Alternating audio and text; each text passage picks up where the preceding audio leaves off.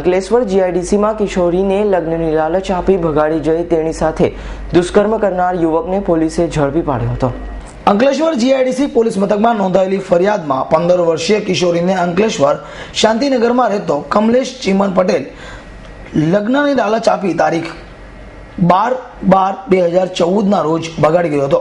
અને આ દરમિયાન કિશોરીના ભાઈએ જીઆઈડીસી પોલીસ મથકમાં ફરિયાદ આપ્યા બાદ જીઆઈડીસી પોલીસે તપાસ શરૂ કરતા આજે સવારે વાલિયા ચોકડી નજીક પીઆઈ ચૌધરી અને સ્ટાફના માણસો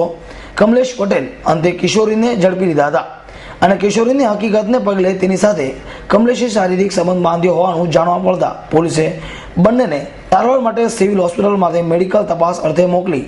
આવ્યા હતા અને આ અંગે આઈપીસી કલમ 363, 366, 376 મુજબનો ગુનો દાખલ કરી પીઆઈ ચૌધરી વધુ તપાસ હાથ ધરી છે। GIDC police Ankleshwar GIDC police station ખાતે ફર્સ્ટ ગુનો રજીસ્ટર નંબર 270/2014 ગુનો નોંધાયેલો હતો, જેની તપાસ દરમિયાન આ કામના આરોપી કમલેશ ચીમનભાઈ પટેલ તથા ભોગ બનનાર બંને જણા વાલિયા ચોકડીથી આજરોજ મળી આવતા આ કામના આરોપીને આ ગુનાના કામે આજરોજ અટક કરવામાં આવેલ છે અને આગળની તપાસ ચાલુ છે।